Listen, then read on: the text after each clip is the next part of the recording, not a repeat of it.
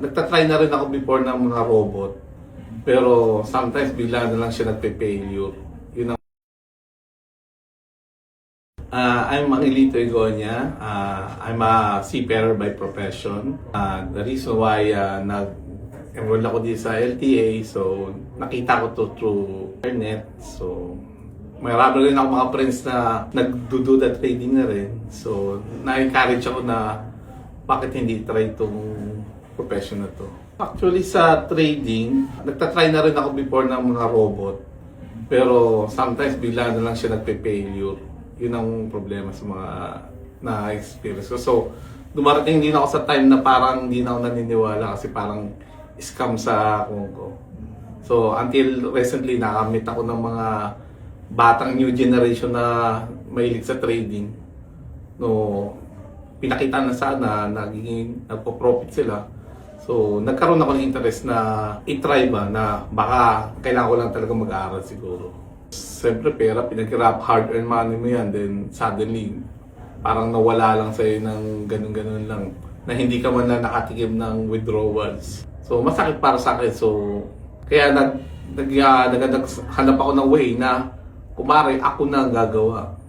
Well, nakita ko talaga dito sa LTA na yung module nila dito is talagang from basic ginawa nila na madaling intindihin ng mga estudyante na kung siguro mag-aaral ako sa labas, maaaring baka mag-struggle ako ng pag-intindi. Dito, ginawa ng more simplified. Parang sa layman's term, madali namin intindihin ng mga newbies sa trading. Kasi ngayon, kahit paano, when I look at the chart, nakakaintindi na ako. Hindi talaga totally na bago sa akin yung chart na pag tinignan ko na parang wala naman ako nakikita. Ngayon, parang may napapansin na ako. Naintindihan ko na how the market works. And soon, siguro, by experience, o by ilang kompa, baka maging profession ko na rin talaga rin siguro to.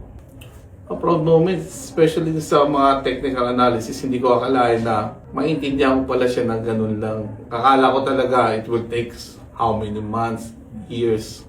Kaya pala ng mga ilang araw lang, kaya palang ipaliwanag sa akin yung technical analysis. Akala ko napakahirap ito.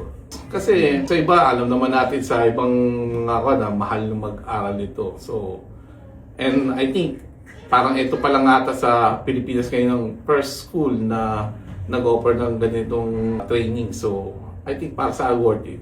I think at advanced, pwede ka rin pumunta dito kasi yung mga coaches natin dito, may mga iba-iba silang mga technique na maybe hindi mo pa nagawa in your life.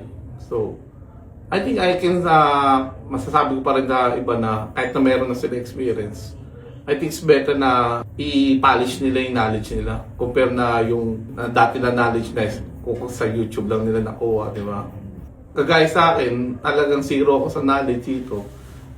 Nung first time I step in dito sa LTA, akala ko hindi rin talaga ako matututo ng kan. So I was surprised na kahit paano nakakita ko yung sistema na hindi naman talaga ganun kahirap.